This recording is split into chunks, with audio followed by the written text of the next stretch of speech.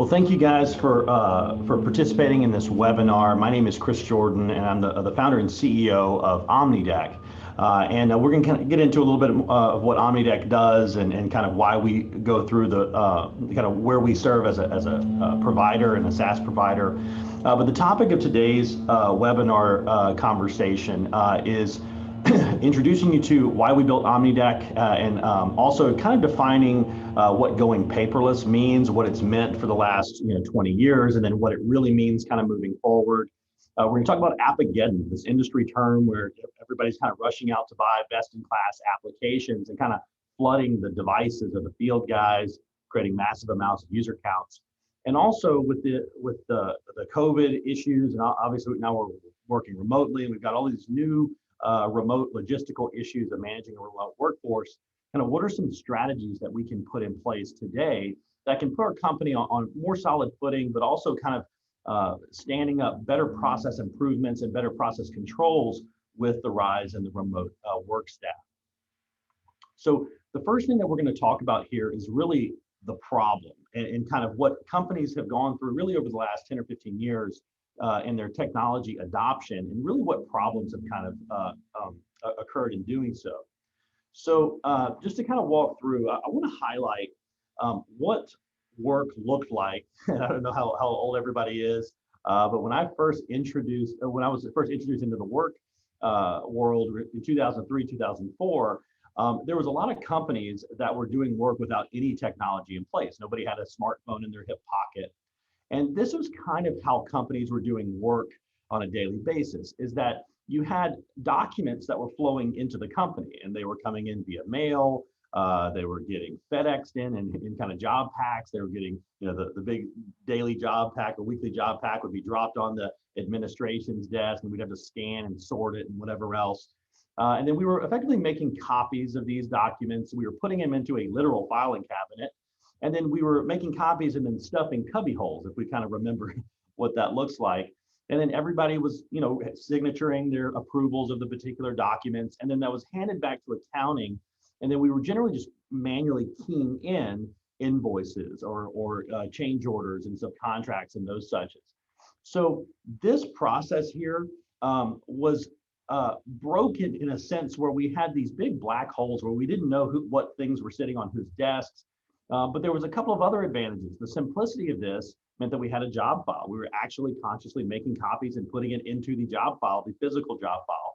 We were even doing these really great processes called job cleanup at the end of the job and getting rid of the things that weren't necessary, and then keeping kind of the retention document file in place.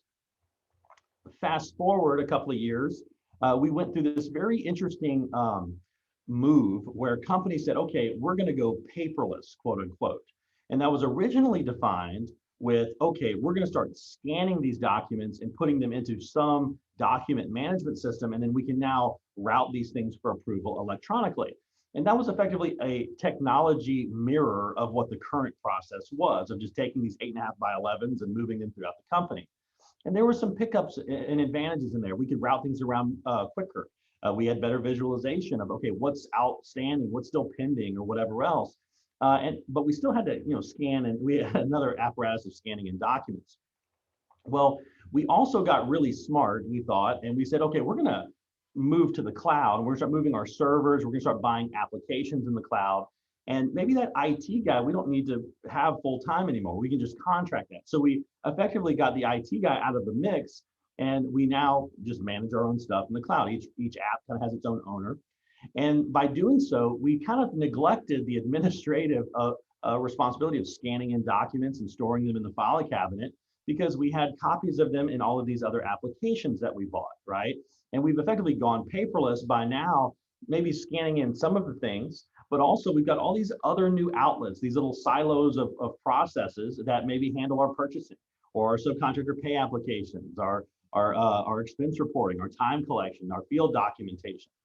And what we ended up doing is creating, instead of like beforehand, this single source of truth, which was the ERP system, albeit delayed 30 days because of the processes. But we still have a delay here because ERP is still our source of truth. However, we introduced a bunch of half-truths into the mix.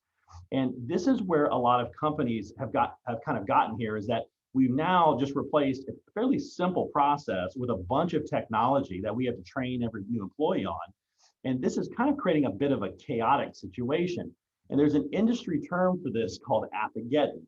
And what we hope to kind of point out in this solution is that we kind of, because we could buy software as a subscription very quickly and effectively a frictionless methodology, we created this issue we called app overload. And this is not a strategy. This is what Appageddon looks like. In an average company, let's say it has 38 employees and they're using 12 different business apps. They have 400 connections, 400 username and passwords. They've got 12 half-truths or silos of information, settings tables that we're having to update across all those different applications. In addition, when we used to pay 50 grand for software, we were more committal to the applications that we actually bought. Well, because we're doing this on a subscription, we're now seeing that the average company experiences a 38% churn to their software as a service over a 2-year period. That means we're adding and removing almost 40% of our technology. And this is what we have, this is what's creating the absolute management nightmares as it relates to this. So what we want to point out is really, where were we before we went paperless, quote unquote, and where are we now after going paperless? And I kind of highlighted this earlier, but the ERP system was the source of truth, but it was stale. But all of our job data was in the filing cabinet. That was the job file. And also we had this communication aspect of email that we weren't using for everything. We were using it to kind of formally document things that we needed to have formalized. Maybe it's an acknowledgement from an owner or a subcontractor or whatever else. We weren't using email for everything. Fast forward 15 years, our ERP system is still stale. We still have data in the half-truth silo apps that haven't made its way to ERP yet. And yes, we can import them now, saving us some keystrokes. However, we're doing that at the end of the week or the end of the month, and it's really not picking up too much efficiency visually for ERP. But because we now have all of these different places for silos of information spread across a bunch of different applications, there's logistic issues for reporting on that. If anybody we'll talk about this in just a second, but kind of this mythical executive dashboard, the reason why dashboards can't tell a good story yet is because you need a data source that's centralized and live based upon the actual activity that's going on. Well, having 12 different data sources is almost impossible to try and pull together, synchronize together, and then be able to report on it in a dashboard mode. And this is one of these reasons why we can't get any closer to this executive visibility that we're trying to get to. And also, one of the more riskier things that we're doing is almost all of our communication now is documented. And it's happening through Slack conversations, Microsoft Team chats, email. We're very loose and fast with our communication now, and it's being recorded and documented in a database now. And this creates a lot of issues logistically when it comes into e-discovery and some of the other methodologies that might get us in trouble if we had to go to litigation. So the thought exercise here to kind of evaluate, okay, where is my company as it relates to going paperless? Am I in a better position now than I was 15 years ago? Or do I just have a lot of different places to go look at this documentation?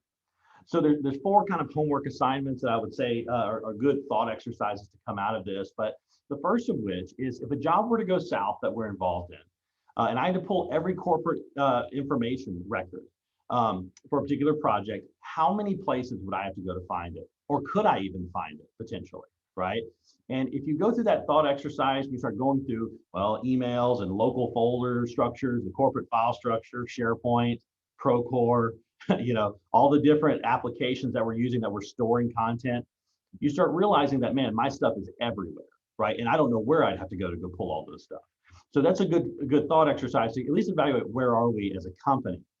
Also, what would happen if my communication was e-discovered, right? Do I know, is it just my email account? Or what about Slack, the 3-mile-long Slack conversations? That's everything from the office Christmas party to don't pay that subcontractor because I don't like him. All of that stuff now is documented and can be e-discoverable. And there's no real strategy other than keep chatting about things to be able to mitigate this. Also, how many demonstrations of software have we sat in and said, yes, we choose this vendor because we love the visualizations that we can get on the job? And once implemented, we realized that it's not really what we hoped it was. It's partial. We still have to go to this other system to be able to go get the kind of the other stuff that we need to report on to get a full lens of what's actually going on. And ask yourself, why does that happen, right? Why don't I actually have this visibility? And then there's a two-part question I think is probably the most important. And I'll give you a little anecdote here. I've sold software for almost the last 20 years. And initially, when I learned how to become a sales guy, the process of selling software is I would call the IT guy or the IT representative first. And I would say, hey, is my widget or my software application on your 3-year technology roadmap? And they would tell me, yes, we have this for Q4 or whatever else. And then I would align my sales follow-up according to the roadmap. Well, when we got rid of the IT guy, that now became anybody who's doing work with the process, maybe the person that's in charge of time or the person in charge of expense reporting or purchasing.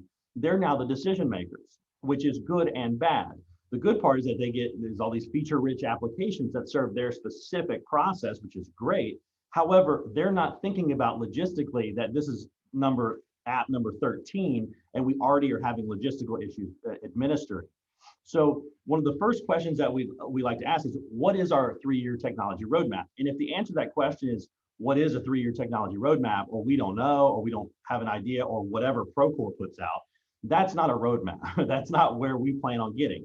And usually a roadmap is geared around maybe utilizing more technology that you already own, more features of our ERP system. It could be getting this better visualization, maybe getting to daily time, daily reporting, that we can better visualize how we're doing on a day-by-day basis. There was always some underlying goal that we had for implementing technology. And I would venture to say we probably should start thinking about maybe getting that roadmap in place. And also, what is the desired end game of this technology? Where do we want to actually get to as a company?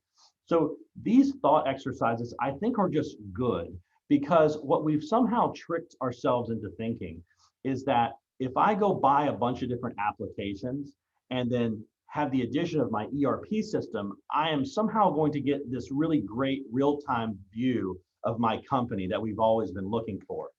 And the reality of this is that it was not that. It was all of these apps together, plus my ERP system, created the 12 username and passwords, the 12 apps to train new employees on, this growing software as a service, 12 sources of half-truths in the company. And we're now at 12 times greater risk of downtime, and our distributed data sets create logistical issues for actually getting to the singular data hub, so I can actually report on it through like a BI dashboard. And this is what we try and teach companies, is that we haven't gone about buying technology constructively in quite a while. And we're starting to feel the growth pains or the problems with that through this Appageddon issue. So what Omnideck was really built to do is to try and land the plane on technology and give ourselves, really the first time ever, a platform that I can now build out the way my company does work, create placeholders for all of the different processes that we have inside of the company, and start creating efficiency and centralization of content like we really don't have today, because it's spread across all the different applications. And this is really what Omnideck is trying to create, is this kind of intermediate hub where it's the source of your BI and your dashboard reporting. However, it's being used from the field, where the field is submitting documentation in for you on a daily cadence, or as these issues happen, purchase requisitions, expense reporting, equipment requests, things of that nature. The office management, the accounting, the administration, the executive team is able to approve and build these process controls on the front end of this platform. But it's also able to feed the ERP systems that you have. So we can still accommodate the data importing and all of that functionality, but you're now in full control of how you want to collect the data and at what cadence, on a daily cadence, weekly cadence, or monthly. So what I'm going to kind of walk through here real quickly, and I apologize for PowerPointing you to death, but this is really what a day in the life of Omnideck looks like. Omnideck is an intranet portal for small to mid-sized companies, really regardless of industry, but we live primarily in construction and field services, but we also have half our clients that are in other industries. But this is a day in the life of Omnideck. Now, we use Omnideck for every process inside of our company. We don't have a file cabinet. I've got this centralized data hub that I can report on virtually anything inside of the company in real time. And when I onboard a new employee, this is the experience that they have. They don't have 12 different applications. They have Omnideck to interact with. So to kind of give you a quick definition, these are all the forms that drive our business. These are my favorited ones, the ones that I fill out on a daily basis, maybe my expense report or maybe an HR violation that I need to report or an event, purchase requisitioning, a new sales log. These are the things I fill out generally on a daily cadence. But then if you go look at each division of the company has their own forms that kind of drive their business. Scope changes on the services team, a timesheet that they use versus the guys that actually work on the software, support tickets. So my entire form library lives inside of my intranet portal. Then the forms that we fill out flow through a single inbox, which is really just like my email system, but it's privatized. This chat conversation is about this particular business process. And when I go into a project center request or a project center scope, this is the conversation that we're having with the team involved in it, even the contractor that brought this in.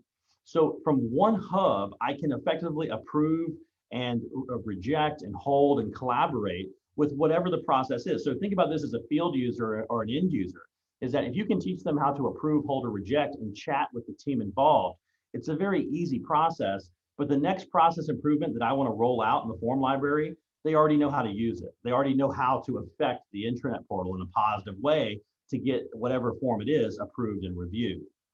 Now, to give you an example of kind of what a form looks like and how we would build it, I'm going to give an example of like a purchase request. A lot of companies haven't implemented this because it's too big of a pain in the butt, frankly, because logistically with paper, you got to go buy an app to do it, and there's job costing and all this other stuff in there. Well, Omnideck is a great tool to implement this. If I were to go in, I'll just show you our project request. Now, we don't do job costing, but this will give you an example. This is where I'll put in, whatever item I'm purchasing from whichever vendor. These are all integrated with my accounting system. So my categories and my dimensions are coming out of Sage Intacct, which is our accounting system. They're effectively documenting the purchase, and then this will add up, however much I'm buying. Let's say it's $250 here. Now I can add multiple line items here as well, and then I'll drop my signature on it, and then I'll submit it for review. Now this form, I'll just kind of show you how would we go about building this. It takes all of about 5 minutes. So the form designer allows really somebody with minimal technology experience to be able to go into the marketplace and search a slew of forms and process accelerators that have been shared back into the community by our customers. In this case, if I'm looking for purchase requests, I'll go to the purchase order section. I'll look at a couple of different variations. This is one that's probably more similar to ours. This is one that actually has job costing in here too. So if I say, well, this one's closer to mine, I'll simply add it to my form library here, and then I'll just start tailoring it to the way that I need it to work. So if I go to this form designer, let's see, I'll call it Sage here. This is how I would make it my own. So let's say, for example, I want this to be an employee lookup, and I'm going to connect this to my ERP system. So these are already established connections of the data sources. So this is my employee table out of my accounting system, and I want to pull the employee name and their employee ID so that when they look it up, they can search by either one. When it comes to my cost codes, I'll do the same thing. I'm just collecting these to my expense accounts here, and I'll pull the description and the account number. When it comes to doing math, like this is actually taking the units times the unit price. It's just like you would do it in Excel by calculating these two together and multiplying them. Then down here, I'm just going to add them up here by picking which one I want to sum total. So there's the amount. And let's say maybe I want to add another question for maybe the manager's or the supervisor's signature. Well, I can do that right here just by simply dragging and dropping and then changing this question to supervisor's signature. Now, this is as easy as it is. You're removing, you're adding, you're connecting forms. So the idea of building a purchase request is very simple. Even more advanced forms, I'll kind of get into that in a second. So because we take all of the logistical issues away from building out a front end, even if I was going to see what this looks like on a phone versus a tablet, I can do that as well. But because you're dragging and dropping and creating this experience on your own, you're now not at the mercy of how a vendor does something. You're now up to you on how you want this purchase request to lay out, but this is applied to every form inside of the company. Now, following this purchase request concept, we may want to establish some work processes accordingly. Well, Omnideck does a couple of really cool things administratively. So the first of which is that we ship the system with a hierarchy structure. Now, from this case, this is where when I onboard a new employee, I'll move them to wherever they're going to live in the company, and they're going to inherit what forms they have access to, what questions they can even see on the form. So it allows me to very easily administer 50-some processes just with a few clicks. Well, because we have this hierarchy in place, I can actually call it when I'm building a workflow. So let's take the purchase request example. Maybe I want to build a rule that says, okay, the rule of thumb is the direct supervisors have to approve the purchase request. So if I'm going to create that, let's say this is the purchase request, I would say, okay, if whoever starts the form, we want that to go to a direct supervisor. Well, I can do it based upon the hierarchy node and then put all the direct supervisors in this node. So that's going to handle, no matter who fills out a purchase request, it's going to have the direct supervisor sign off first. Now, we may want to give them a $1,000 threshold. So I'm going to say, okay, I'm going to do a condition, and that condition could be total requested amount greater than a number. I could even layer this. And then if it's true, that means it's over $1,000. I need VP of Finance to look at it, and then it can go to accounting. And then if it's not, it can just go to accounting. Now, you could also have another one. Let's say maybe, okay, once a VP of Finance has had it, you could also add another one. And maybe this is a condition that has, if a new vendor is required, if new vendor setup is required, it routes to whoever's got to go set up the vendor, and then it can go complete. So you can build this type of node-based approval, which is really just clicking buttons and leveraging your hierarchy accordingly to be able to meet those work process requirements. So building the form is very straightforward. Building the work process is very straightforward. And then I now sit back, and then as these forms are being submitted, they're all going through one inbox. So if you think about this on how do we buy technology today, well, we're usually looking at it as a fire, and the fire could be a purchase request issue or daily reporting or something along these lines, credit card receipts. Well, instead of going and doing the Google vendor search and trying to set up a bunch of demos or contacting your accounting providers, trying to figure out what integrates with what, you now have a tool in place where you can now whiteboard it in an afternoon with the team that's involved or responsible with the process, and you're building it in the whiteboard session. That's how easy it is. And to kind of look at this, the activity or the action of being able to do that now gives you a framework to start taking all of those little nuanced processes that maybe haven't bubbled up to where they deserve an app or they need an app. You now have an outlet to go clean it up. And when we say Omnideck eliminates up to 50% of your software as a service, this is what we mean. We don't mean 100%. You still are going to use probably Procore for project management. You'll have your ERP system. But for all the other stuff, we're just going to clean it up and have a branded ecosystem for all process improvement. Now, the next piece of this is that Omnideck is just really a great forms tool, data collection tool, and a workflow tool, which is really great. But what Omnideck really separates itself from other workflow tools is that it's actually the document management system, just in a new frame of reference to what does it mean to go paperless. See, the more processes we commit to the application, the better I can visualize whatever processes are flowing through the company. So let's take an example here of an expense reimbursement, right? So these are expense reimbursements that the employees here at Omnideck fill out. This is grouped by expense type, right? Well, I can drill into any one of these and see what the issue was, see what they were buying, ask questions accordingly to the people that submitted them. I've got full access to be able to do that.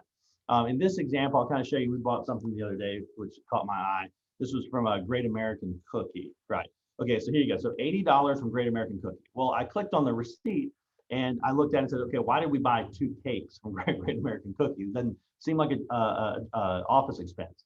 Well, when I drilled in here, I could ask Allison what was going on, and we realized that she didn't update this. Now she has, but it was for COVID-19 response for the hospital and the nurses when it first hit. So this concept here where I may not even have been in the approval of this, right? But I can drill in, not only see the data, but actually ask questions in the chat, and that chat will refresh for whoever was involved, and then they can chime into whatever the issue is. Now, all this is the aggregate of all of these purchase requests that I can now group and sort. Like this is sorted by expense type, but I can also flip around and do it by employee and see, how much expenses did we pay out Allison versus Aaron, right? So I have all of these little configurations because I'm just checking off what questions do I care about from that form that are going to give me this visualization. And this is just my personal way of looking at things. This doesn't impact anything in the data, in the database. It's just my visual interpretation of how I want to look at this particular process. I can even kick it out to Excel if I prefer that. So this same engine is also applied to timesheets, right? Let me see every timesheet that was filled out by employee, or maybe against all the GL accounts that we've got, right? It's the same exact concept, just applied to whatever form that we build. Now, the last piece of this, and people always ask is, okay, this is very transactional. I fill out a form, I approve a form, I review that particular form in an insight report. Well, what we do is pretty unique is that just by virtue of you referencing a job or a customer or a piece of equipment or an employee, it actually creates a really robust folder structure. So for example, we call this channels. Well, a channel could be any asset of the company, right? Well, if I were to go into a particular customer, this is this customer's channel. This is going to be all the data gleaned out of my ERP system or CRM system, whichever I'm sourcing from. This is the chronological order. So what's the last thing we did with carryoff? Well, there was a timesheet here, and Adam was effectively answering questions for Jordan right here because carryoff was mentioned on the form, and I can ask Adam whatever question I want to get clarification. But then also I'm creating this well-organized folder structure. Now I'm an admin, so I see everything, but a field user would only see the particular things that they have access to. Well, this is every timesheet, every project center. This is the original request for this project from this customer. So I can drill in and see the entire conversation thread with my team from months ago. And then I can respawn this conversation just by asking a question to the people that were involved in this. So if you step back and look at this at kind of a higher level, we now have this vehicle where if I can commit most processes to the Omnideck portal, and by doing so, I'm creating a file system that's arguably better than SharePoint and kind of the logistics of having to set up that, a OneDrive or a SharePoint folder structure.